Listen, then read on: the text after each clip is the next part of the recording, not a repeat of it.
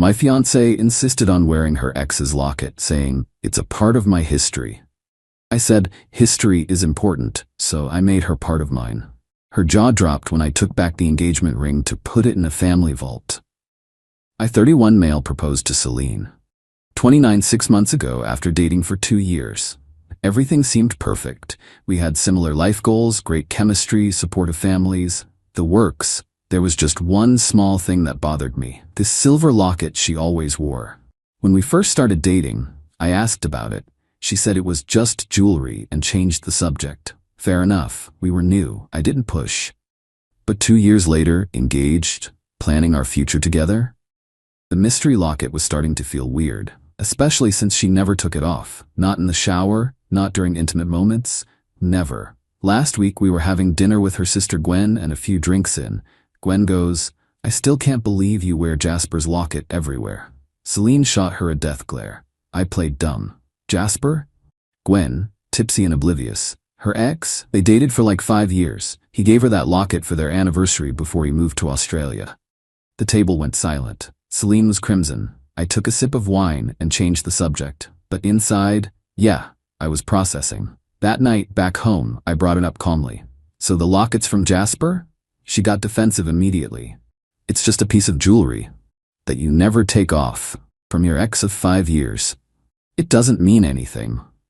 "Then why wear it constantly?" "Because I like it. It's pretty."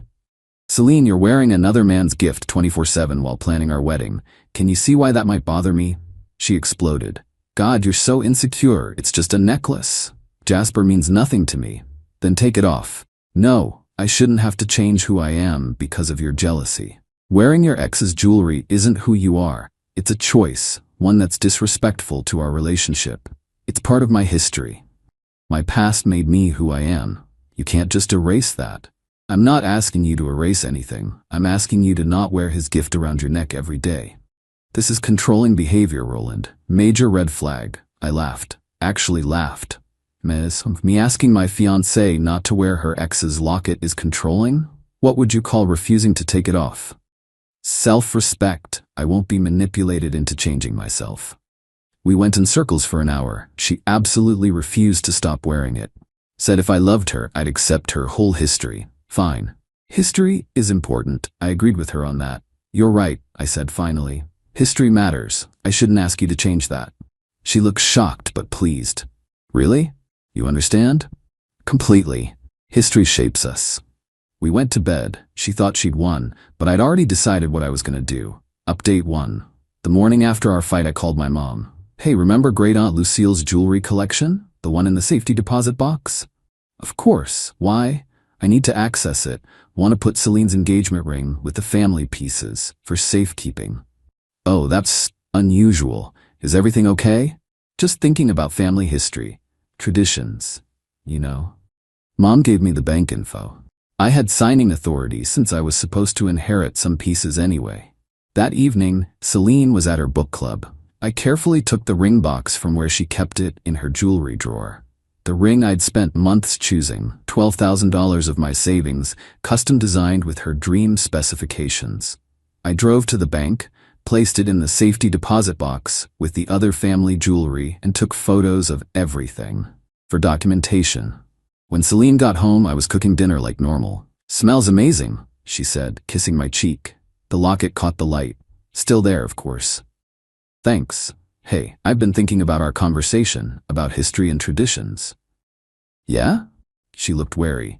"I realized you're absolutely right. History is part of who we are. So I've decided to honor my family's traditions too." "What traditions?" "Well, in my family, engagement rings are kept in the family vault until the wedding day. For safekeeping. It's an old tradition." She laughed. "What? No, it's not. Your sister wore hers the whole engagement." "Different branch of the family. My great-aunt started this tradition. Since her ring is going to you, we should honor her wishes." "Roland, what are you talking about? Where's my ring?" "In the family safety deposit box, with the other heirloom pieces. Don't worry, you'll get it back on our wedding day." Her face went through several emotions: confusion, realization, anger. "You took my ring?" "I secured our family heirloom, just like you secure your historical jewelry." "That's completely different." "How?" Your locket has sentimental value from your past. The ring has sentimental value from my family's past. Both deserve respect, right? The ring is mine. You gave it to me. And Jasper gave you that locket, yet you still wear it. This is ridiculous. Give me my ring back. After the wedding, it's tradition. Roland, I'm serious. Get my ring, now. I can't. Bank's closed. Besides, it's family tradition. You wouldn't want me to disrespect my history, would you? She stared at me, mouth open, then grabbed her phone. What are you doing? Calling your mom. This is insane. She did. Mom, bless her, played along perfectly. Oh yes, dear, the family vault tradition. Very important to us. I'm so glad Roland remembered. Lucille would be so proud. Celine hung up, defeated. For now. The next 3 days were tense. She kept demanding the ring back. I kept calmly explaining it was tradition. She wore the locket. I didn't wear the ring. Fair's fair. But then Thursday happened. I came home early from work and found Celine in the bedroom with a jewelry box I'd never seen before.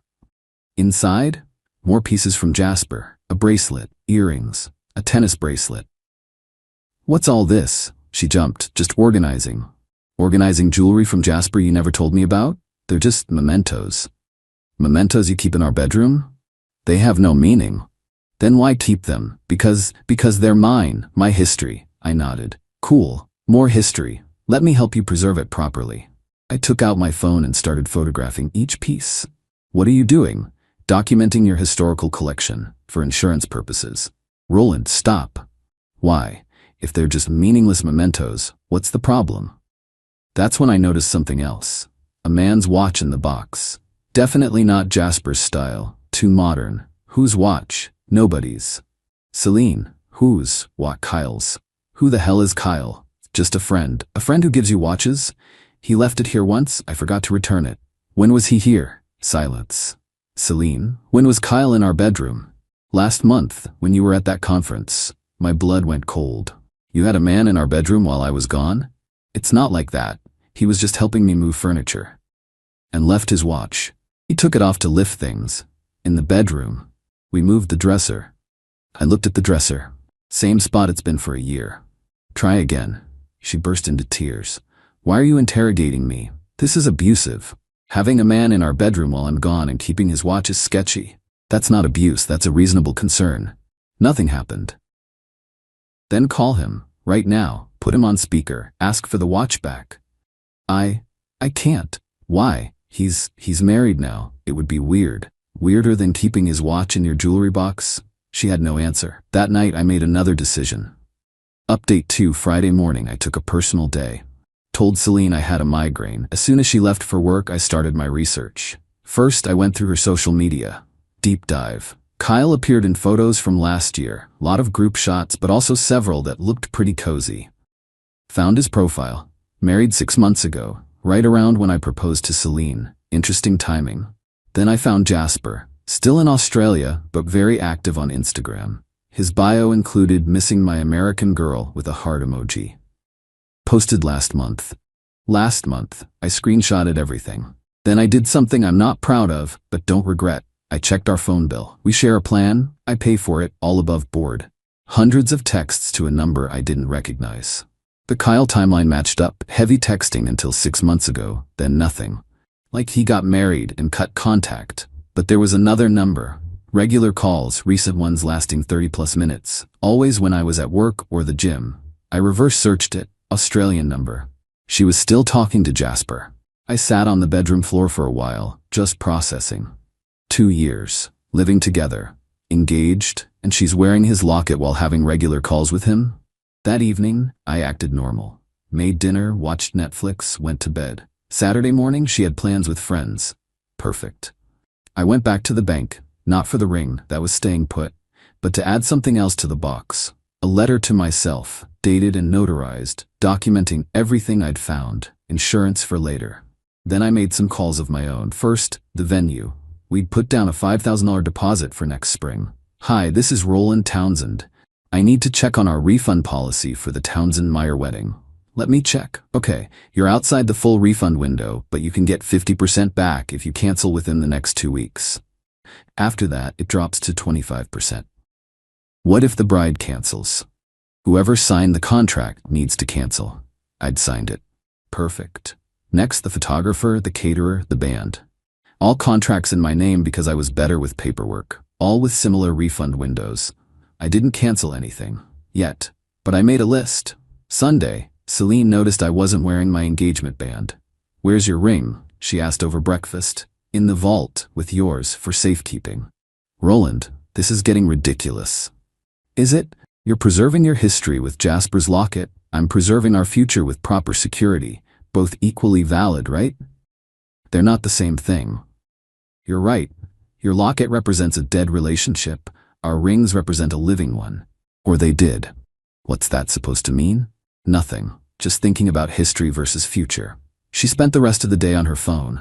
I pretended not to notice, but I saw her typing frantically.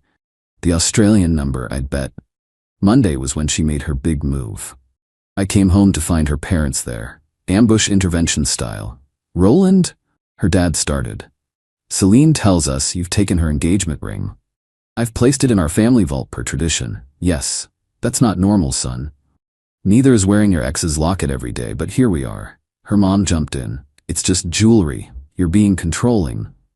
"Interesting. So jewelry doesn't matter? Then why can't she take off the locket?" "That's different." "How?" They couldn't answer. Celine started crying. Her dad tried the authority angle. "Give her the ring back, Roland. Now." "No." "Excuse me?" I said no. It's in safekeeping until the wedding, if there is one. "Are you threatening my daughter?" "I'm stating facts. Your daughter wears her ex's jewelry daily, keeps other ex's items hidden in our bedroom, and has regular phone calls with the man who gave her the locket.